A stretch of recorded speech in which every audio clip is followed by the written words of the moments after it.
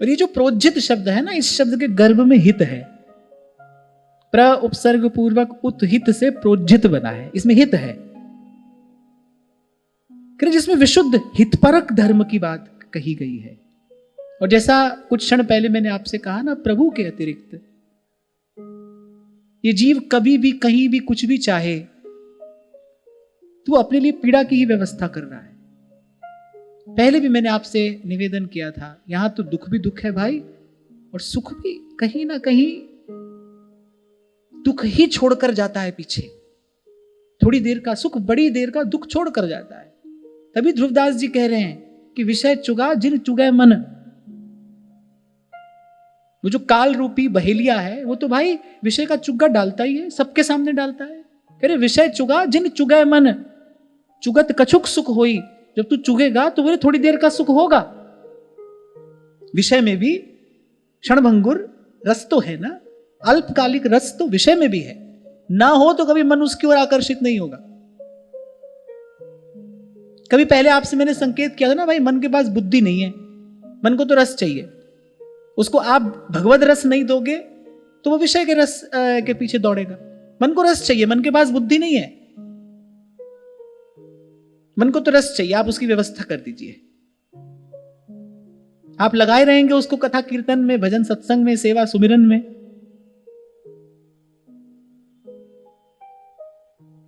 तो नहीं दौड़ेगा उस ओर। नहीं तो कोरी कोरी बात करने से तो भाई मन हाथ नहीं आता है। तो ध्रुवदास जी कह रहे विषय चुगा जिन चुगे मन, चुगत कछुक सुख होई। थोड़ा सुख मिलेगा, जैसा मैंने कहा ना, यहां का सुख बड़ी देर का दुख छोड़ जाता है। फिर फांसी ऐसी परे ती ही सम दुख न होई। आज यहां से जाकर 5 मिनट नेत्र मूंद कर इस बात का विचार करना कि जब जब आपने संसार से सुख की इच्छा, सुख की कामना की, क्या आपकी झोली में दुख नहीं गिरा आकर? वही तो दुख का कारण बना। और अगर अनुभव हो रहा हो कि हां भाई दुख ही मिला, तो अपने आप को सौभाग्यशाली जानना कि आप इसका अनुभव कर पा रहे हो। नहीं तो मोह निद्रा में पड़ा जीव तो अनेक अनेक जन्म इस दुख का अनुभव भी नहीं कर पाता है, क्योंकि दुरंत मोह है। अगर लगे ना ऐसा कि हाँ भाई चले तो थे सुख के पीछे, हाथ दुख आया, अगर ऐसा अनुभव हो तो समझना सौभाग्यशाली हो, थोड़ा विवेक जगा है, तभी ये देख पा रहे हो।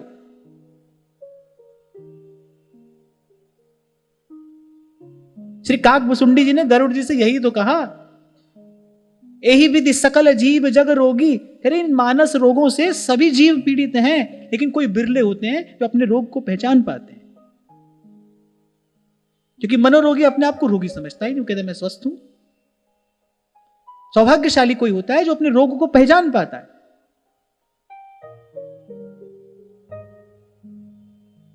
तो कुछ भी चाहते हो आप जान लेना, समझ लेना भाई, आप अपने लिए दुख की व्यवस्था कर रहे हो। अब कोई प्रश्न करेगा भाई क्या करें?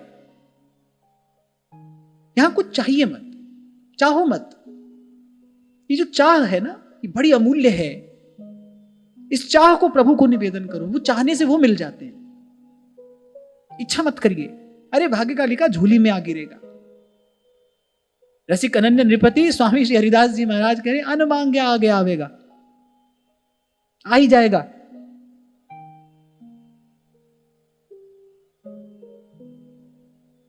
चाहना प्रभु को ही है, प्रभु से नहीं चाहना है, प्रभु को चाहना है, प्रभु को ही चाहना है। 1000 बार ये बात अपने मन से कहोगे तब एक बार मन सुनेगा, मानेगा नहीं, सुनेगा। भगवान ने गीता में अभ्यास शब्द कहा ना, किस बात का अभ्यास करना है? 1000 बार ये बात आप अपने मन से कहोगे ना, नहीं चाहना है संसार को, नहीं चाहना है संसार से अब कुछ। 1000 बार अपने मन को सिखाओगे, पढ़ाओगे, तब एक बार मन सुनेगा और बड़ी देर में जाकर फिर मानेगा। यही तो साधना है।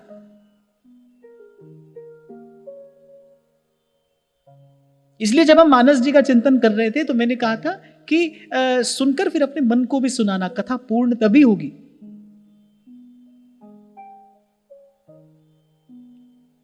इसी का नाम अभ्यास है। इसीलिए रोज आकर मैं बैठ रहा हूं, यहां आप बैठ रहे हो, कि कोई एक विचार हमको यहां से मिले और फिर उस विचार का अपने मन को अभ्यास कराएं।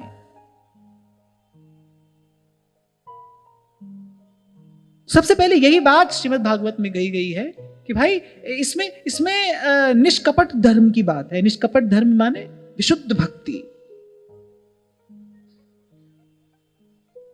उत्तम भक्ति, उसी की चर्चा यहां भगवान वेदव्यास कर रहे हैं। और फिर कह रहे हैं कि विशुद्ध अंतःकरण वाले संतों के द्वारा जानने योग्य जो वस्तु है। फिर विचार हुआ है भाई जानने योग्य क्या है? जिसको जानकर यह ज्ञात्वा मत्तो भवति। माने अगर मैं बहुत सरल शब्दों में इसे कहूं, भाई जिसको जानकर कुछ आनंद आए ना, उसी को ही तो जानना चाहिए। जिसको जानकर आनंद आए, जिसको जानकर आनंद की अभिवृद्धि हो। और यहां नारद जी कहने बोले जिसको जानकर यज्ञ ज्ञात्वा मत्तो भवति, कोई आनंद में उन्मत्त हो जाता है। जैसे बाईसा कह रही हैं, भाग खुल्या मारा साध संगत सू सांवरिया के बट, नित उठ हरि जीरा मंदिर जास्या, नाचा दद चुटकी मेरो मन लाग्यो हरि जी सू, अब ना रहूंगी मैं। ये किसी मत्त की अवस्था ही तो है ना, ये मत्तावस्था है। ये ज्ञात्वा मत्तो भवति, कोई उन्मत्त हो जाता है। जैसे श्री कबीर साहब कह रहे हैं, नाम चढ़ी उतरे नहीं भाई, अरे और चढ़ी छिन छिन चढ़ उतरे, नाम चढ़ी तो चढ़े सवाई। और कह रहे ये कैसी है, ये खुमारी कैसी है, देखत चढ़े, देखत चढ़े। अगर आपने कभी किसी भक्त को प्रेम में भाव में भरकर कभी गाते नाचते देखा हो, तो आपको शायद अनुभव हो उस क्षण का आनंद कैसा होता है। देखत चढ़े, जब कोई भावावेश में होता है ना, तब उसके रोम रोम से एक विशिष्ट प्रकार का परमाणु नहीं प्रेमाणु निस्सृत होता है। जब कोई भावावेश में होता है, तभी भगवान कह रहे हैं, वाग गदगदा द्रवते यस्य चित्तम सत्य भीक्षणम रुदति क्वचिच्च विलज्ज उद्गायति नृत्यति च मद्भक्ति युक्तो भुवनम पुनाते। जब कोई भावावेश में होता है भक्त, जब भाव में वो अपने अपने अपने प्रियतम अपने स्वामी के निकट है, कैसे महादेव कथा सुनाते सुनाते समाधिस्थ हो गए। प्रभु कर पंकज कपि कैसी सा, सुवीर सो दशा मगन गौरी। श्री रघुनाथ जी का कर कमल है, श्री हनुमान जी का मस्तक है, और शंकर स्वयं केसरी नंदन। तो महादेव को वहीं अपने मस्तक पर प्रभु के उस कर कमल की दिव्य सुखद अनुभूति हो रही है। महादेव समाधिस्थ हो गए। तो जो वो भावावेश में थे महादेव, और जगदम्बा महादेव का दर्शन कर करके आनंदित हो रही हैं। वहां महादेव कथा कहते कहते रुक गए, समाधि लग गई।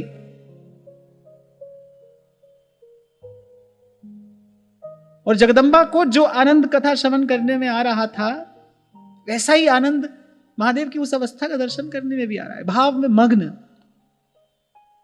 ये ज्ञात्वा मत्तो भवेत्, जिसको जानने से ऐसा आनंद मिले वही जानने योग्य है।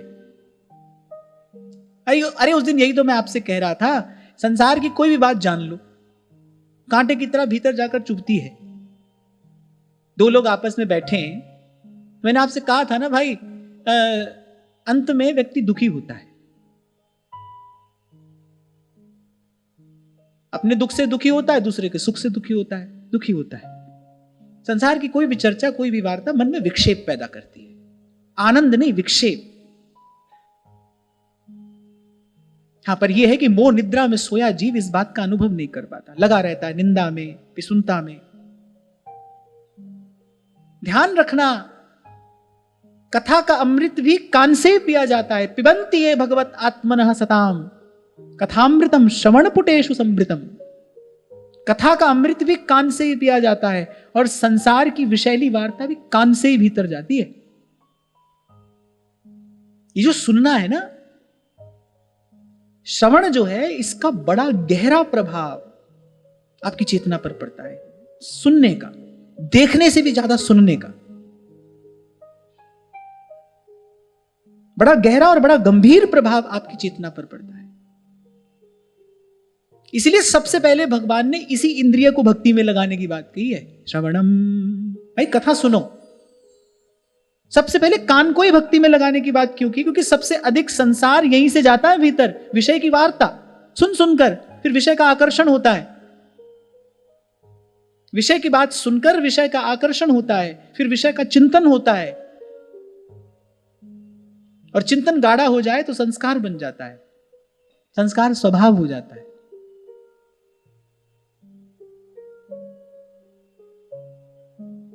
तो सबसे पहले भगवान ने यही व्यवस्था की, भाई सबसे पहले कान को लगाओ भजन में, कान लगे भक्ति में। प्रथम भक्ति संतन करी संगा, दूजी रति मम कथा प्रसंगा। अच्छी बात सुनिए। मुझे तो ऐसा लगता है भाई, जो अच्छा सुनेगा वो अच्छा सोचेगा, जो अच्छा सोचेगा वो अच्छा समझेगा, और जो अच्छा समझेगा वो अच्छा करेगा। हम यही तो कहते हैं ना भाई, सोच समझ कर करना। गलत सुनोगे गलत सोचोगे, और गलत सोचने वाला गलत ही समझेगा, और जो सोचेगा और समझेगा ही गलत, ठीक करेगा कैसे? तो गलत ही करेगा। क्यों बार बार कुसंग से बचने की बात महापुरुष करते हैं? क्यों? क्योंकि कुसंग आपके विचार को दूषित करता है। आप गलत संग में रहोगे, आपका विचार दूषित हो जाएगा, आप ठीक सोचोगे ही नहीं, और ठीक सोचोगे नहीं तो ठीक समझोगे कैसे, ठीक करोगे कैसे? इसलिए अच्छा सुनिए। मैं बार बार आपको कहता हूं, शब्द भी एक प्रकार का आहार है जो आप कान से ग्रहण करते हैं। आपका ये आहार शुद्ध होना चाहिए, नहीं तो ये मानसिक विक्षेप पैदा करेगा, मन बीमार हो जाएगा। आप देखिए, मंथरा ने जो विष उगला, कहां से प्रवेश किया उसने? थोड़े समय के लिए, यद्यपि यह भगवान की लीला है, पर जो भी हुआ, मंथरा ने जो विष उगला, उसने कहां से प्रवेश किया? कान से ही तो प्रवेश किया। वो स्वार्थ में भरे जो शब्द थे, वो विषैले शब्द उसने कैकेयी के कान में जाकर डाले।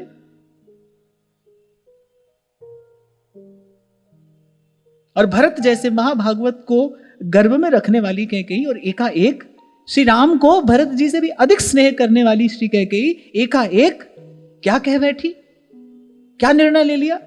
कान से गलत आहार हुआ, कुसंग हुआ, कुसंग ने विचार दूषित किया। और भाई वैसे तो भगवान की लीला है, पर देखो कुसंग का परिणाम क्या आया? कुसंग का परिणाम यह हुआ कि सदा सदा के लिए अपयश मिला, वो अपयश की पात्र हो गई। बहुत कम लोग ही तो जानते हैं कि भाई कैकेयी जी ने जो किया वो भगवान की इच्छा से किया। साधारण व्यक्ति तो आज कोई भी अपनी संतान का नाम कैकेयी नहीं रखेगा। अगर हम इस दृष्टि से इसका विचार करें, हुआ क्या? कान से गलत आहार हुआ है, फिर गलत सोचा, गलत समझा, गलत कर दिया। इसलिए महापुरुषों ने कहा है भाई, अपना अपना संग साफ सुथरा रखना, गलत बात कान में जाने ना पाए।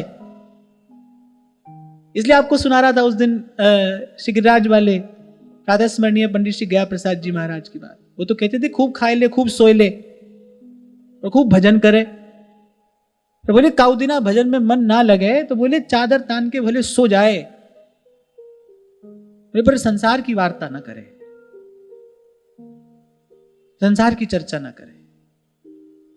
मैं फिर दोहरा रहा हूं, गहनतम प्रभाव होता है आपकी चेतना पर जो आप सुनते हैं उसका। मैं तो सदा ही कहता आया हूं भाई, सबसे बड़ी शक्ति शब्द की तो है। गुरु के मुख से निकला एक शब्द जीव को भव पार करा देता है, जीव भव से पार हो जाता है।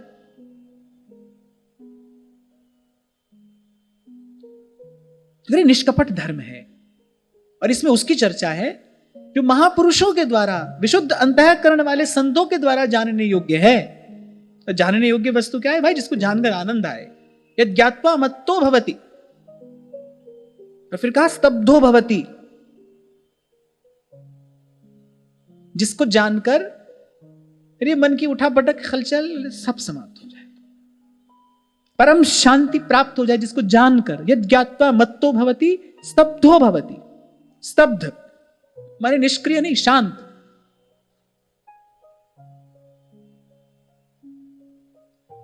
जैसे छोटे बच्चे कभी कभी खेल खेला करते हैं ना, उसको कहते हैं स्टैचू, जहां है वहीं पर रुक जाए, ऐसे मन जहां है वहीं रुक जाए, स्तब्ध।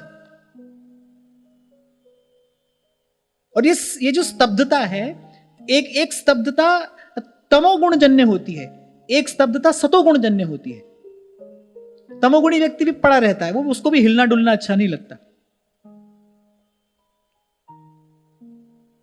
एक व्यक्ति तमोगुणी होगा ना, तो उसको भी बहुत हिलना डुलना अच्छा नहीं लगेगा, माने उसको बहुत मेहनत करना अच्छा नहीं लगेगा, वो कहेगा बैठे बैठे सब काम हो जाए हमारे। लेकिन वो जड़ता है। और सत्व गुण से जो प्राप्त होती है उसको स्थिरता कहते हैं। एक जड़ता है, एक स्थिरता है। एक व्यक्ति बिल्कुल स्थिर बैठा है, दूर से कोई देखेगा तो लगेगा मूर्ति है, कोई जड़ मूर्ति है। लेकिन एक व्यक्ति स्थिर है, एक व्यक्ति जड़ है। जो तमोगुण से परिणाम आता है वो जड़ता है, सत्व गुण से स्थिरता आती है। तो कह रहे जिसको जानकर कोई मत्त हो जाए, स्थिर हो जाए, गीता में भगवान स्थित प्रज्ञ कहते हैं उसको। सुख दुख में अब जो डोलता नहीं, जैसे श्री ध्रुवदास जी कह रहे हैं, सुख पाए फूले नहीं, दुख पाए बिललाए। बोले जिसको जानकर कोई स्थिर मति हो जाए, स्थित प्रज्ञ हो जाए, यज्ञात्वा मत्तो भवति। सबसे पहले तो भाई आनंद मिले, जिसको जानकर आनंद मिले। कितने आनंद की बात है। संत के मुख से जब आप ये सुनते हो, भाई नहीं आप प्रभु के हो, प्रभु आपके हैं। आज तक भाई इसी संसार को अपना समझे बैठे थे। इतनी सी बात ही तो पुड़िया में बांध कर दी थी रैदास जी महाराज ने। तभी तो मीरा जी कह रही हैं, गुरु मिल्या रैदास जी दीनी ज्ञान की बुद्धि। मीरा जी ने पूछा था कैसे हो जाएंगे ये मेरे? रैदास जी ने कहा बेटा तू तो इन्हीं की है। मीरा जी ने पूछा ये कैसे होंगे मेरे? और गुरु ने कहा तू पहले से ही इन्हीं की है, बस इनका गुण गाना।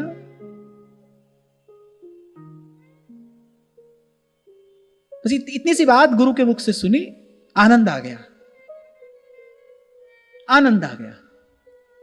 गुरु के मुख से राम नाम सुना, कबीर सारी काशी में नाच रहे हैं राम नामी ओढ़कर। और कहत कबीर सुनो भाई साधो, मन का संशय भागा। नाम रंग लागा माई, राम रंग लागा, नाम रंग लागा माई, राम रंग लागा। जानकर आनंद आ गया, मन के संशय दूर हुए, मन आनंद मग्न। अरे कबीर जी की जीवनी में तो यह लिखा है कि राम नामी ओढ़कर कबीर नाच रहे हैं, और वहां ठाड़ी रोवे कबीर की माई। राम नामी ओढ़कर कबीर उस मोहल्ले में आ गए हैं, सारे यवन रहते हैं वहां, माथे पर तिलक है। अब ऐसे तो कबीर बड़े अलमस्त महापुरुष हैं, पर उस दिन की उमंग कुछ और थी। सीताराम सीताराम लिखा है, माथे पर तिलक है, राम राम राम करते आ गए कबीर, नाचते गाते। यज्ञात्वा मत्तो भवति। मां रो रही है, बोले अरे तो मोहल्ले में नहीं रहने देंगे हमें। ठाड़ी रोवे कबीर की माई, ए लरिका क्यों जपे रघुराई। बोले क्यों ये लड़का राम का भजन करने लगा भाई? अब खुदा के कुफ्र से कौन बचाएगा हमको? डर गई माता, डर गई। और कबीर गाते हैं, कहे कबीर कोई संग न साथ, जल थल राख रहे रघुनाथ। हमको पता चल गया हमारा स्वामी, हमारा रक्षक कौन है। गुरु ने बता दिया है, गुरु ने जना दिया है। और उसको जानते ही हर मरे तो हम मरे, हमरी मरे बलाय। साचे गुरु का बाल का, मरे न मारा जाए कबीरा, मरे न मारा जाए। तो यहां ये कह रहे वेद्यम वेद्यम वास्तवमत्र वस्तु शिवदम तापत्रयोन्मूलनम। जानने योग्य क्या है? जिसको जानकर आनंद हो, जिसको जानकर परम शांति की प्राप्ति हो, कि मन की ये दौड़ भाग समाप्त हो जाए, जिसको जानकर, वो जानने योग्य है। संसार की कोई किताब पढ़ो, मन की दौड़ भाग और बढ़ जाती है कि नहीं बढ़ जाती? बोलो हाँ। बताता हूं कैसे। जब तक व्यक्ति कुछ नहीं जानता है, पढ़ा रहता है, दो चार बात समझ में आ जाए तो हमारी तरह समझाने निकल पड़ता है। 4 किताब और पढ़ ले फिर तो कहना ही क्या है। ध्यान रखना भाई, जीवन में संत नहीं होगा तो बुद्ध जनों का ऐसा कहना है कि विद्या विवादाय धनम मदाय शक्ति ही परेशान परपीडनाय और खलस्य साधो विपरीतमेतद ज्ञानाय दानाय च रक्षणाय। अगर जीवन में संत नहीं होगा, जीवन में हरि की भक्ति नहीं होगी तो विद्या अर्जित करके क्या करोगे? बोले विवाद करोगे। विद्या विवाद आए। धन मिलेगा तो क्या करोगे? बोले धन मिलेगा तो उन्मत्त हो जाओगे। शक्ति मिलेगी तो क्या करोगे? दुर्बल को, दीन को सताओगे। अगर जीवन में भक्ति ना हुई, जीवन में संत ना हुआ, गुरु ना हुआ तो विद्या विवाद में जाके लगेगी, धन उन्मादी बना देगा, शक्ति आतताई कर देगी। और इससे विपरीत खलस्य साधो विपरीतमेतद् ज्ञानाय दानाय च रक्षणाय। जीवन में संत हुआ तो बताएगा भाई विद्या का फल विवाद नहीं है, लेकिन किसी के अज्ञान भरे, अंधकार भरे जीवन में ज्ञान का दीपक जलाना, किसी को सन्मार्ग पर लाना। आप जपे और नाम जपावे। धन हो फिर सेवा करना, दान आए तो शक्ति हो तो रक्षण आए। किसी दीन दुखी की रक्षा करना, उसकी सहायता करना, उसका सहयोगी बनना, उसका अवलंब बनना।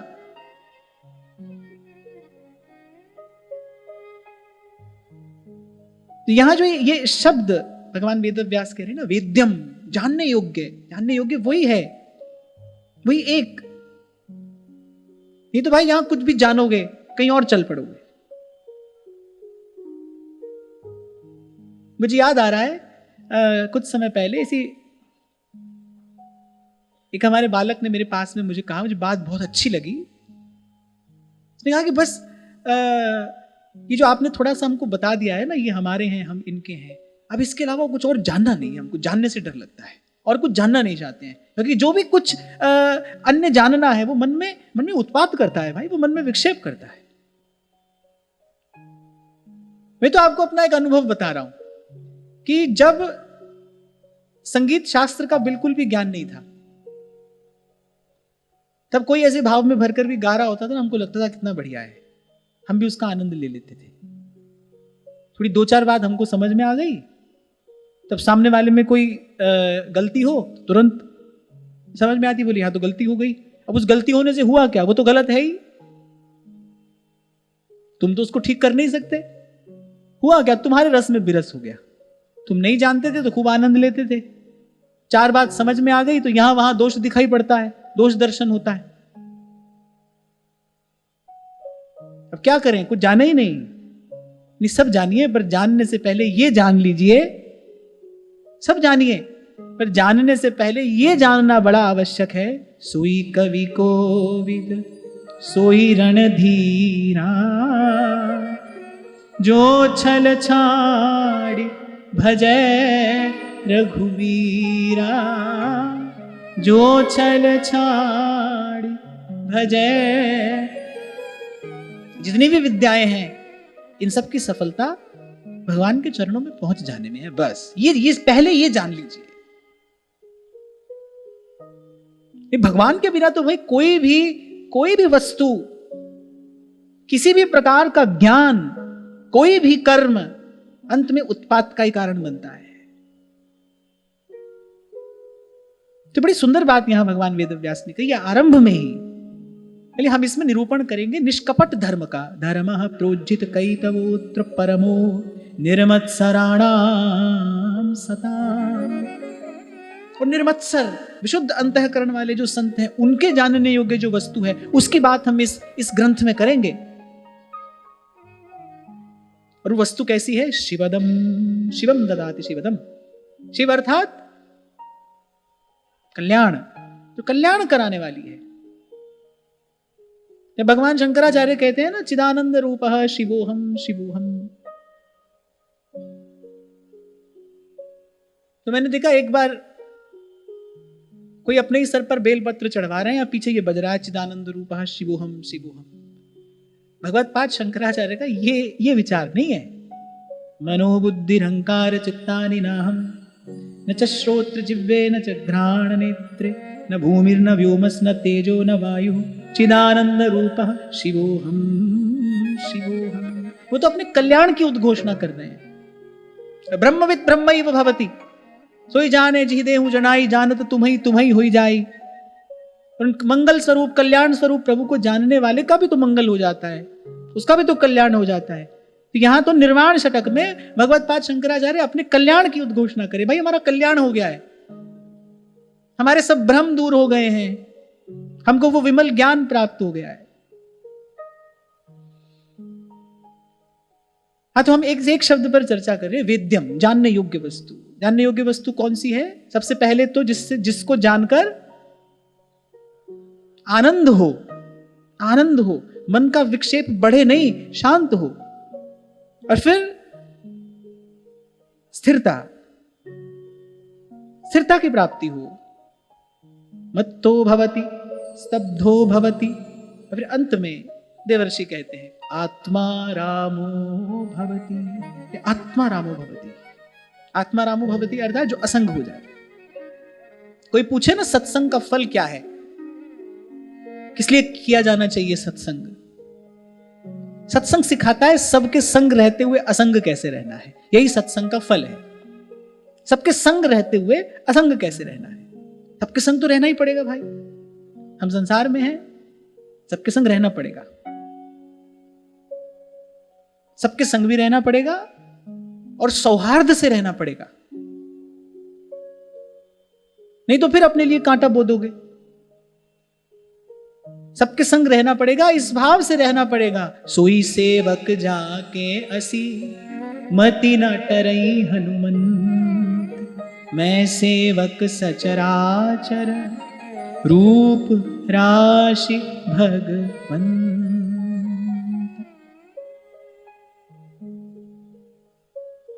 जिसको जानने से पहले तो आनंद हो, स्थिरता की प्राप्ति हो और व्यक्ति असंग हो जाए। जीवन में जितने दोष आते हैं वो संग से ही आते हैं, जितने दोष जीवन में आते हैं वो संग से ही आते हैं।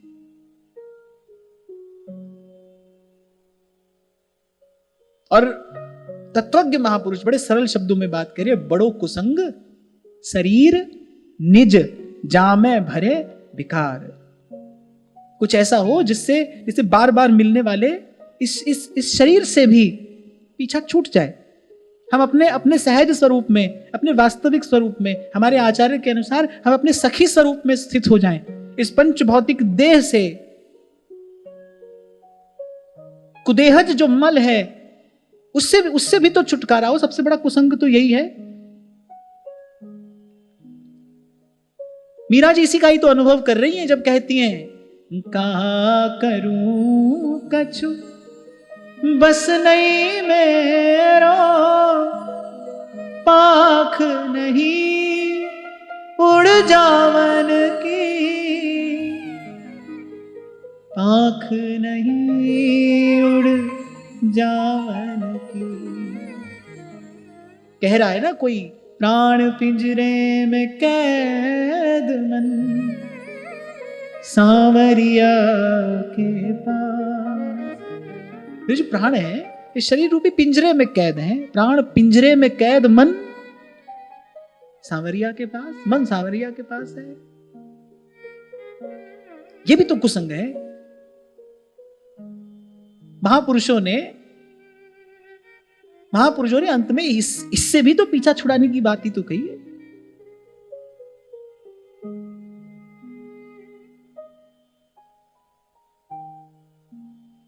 वेद्यम वास्तवमत्र वस्तु शिवदम तापत्रयोन्मूलनम। अगर त्रिताप का उन्मूलन कर दे, जड़ से समाप्त कर दे उनको, फिर उस वस्तु की चर्चा हम यहां आगे करेंगे। और फिर साधिकार भगवान वेदव्यास कह रहे हैं, फिर इसमें मैंने सब रख दिया है। श्रीमद् भागवत को जान लेने के पश्चात बोले फिर कुछ और जानने की आवश्यकता नहीं है, फिर किसी साधन का कोई प्रयोजन नहीं है। क्यों? सर्व वेदेतिहासानाम सारम सारम समुद्रितम।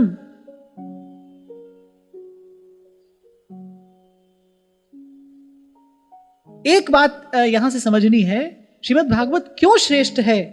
क्योंकि इसमें निष्कपट धर्म की बात की गई। निष्कपट धर्म माने निष्काम भक्ति,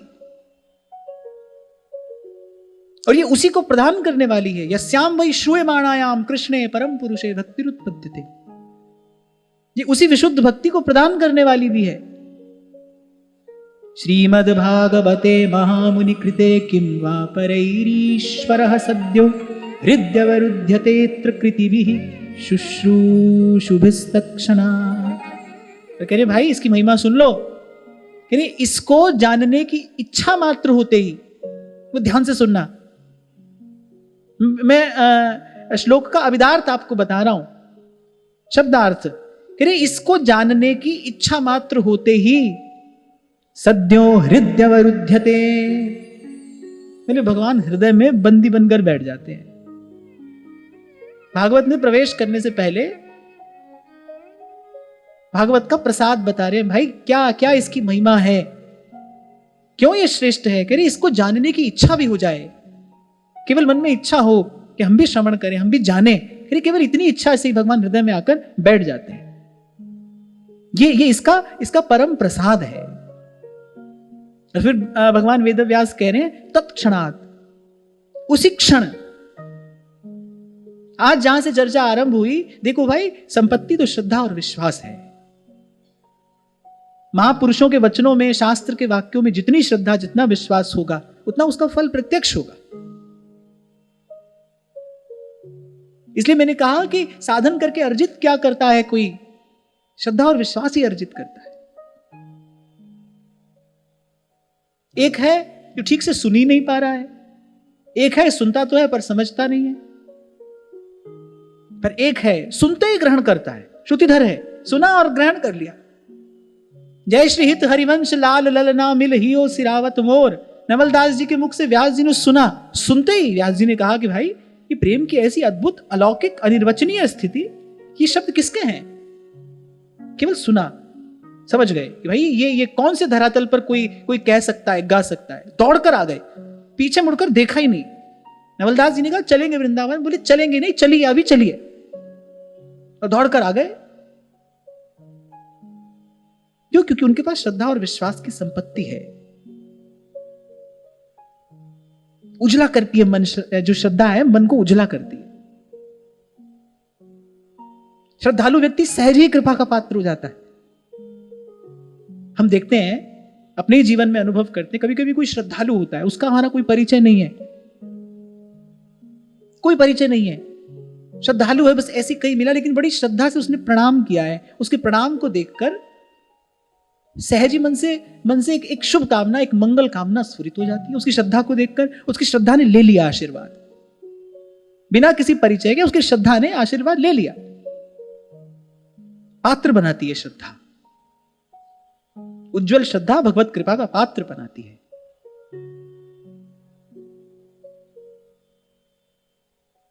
तो कह रहे ऐसी वस्तु का इसमें निरूपण हुआ है जो जानने योग्य है, शिवदम कल्याण करने वाली है, तापत्रयोन्मूलनम, और जीव के त्रिविध तापों को नष्ट करने वाली है। आज की वार्ता यहीं श्री जी के चरणों में निवेदन करते हैं। महाराज श्री के चरणों में प्रणाम। आप सबके हृदयस्थ हित प्रभु को, भाव प्रभु को नमन।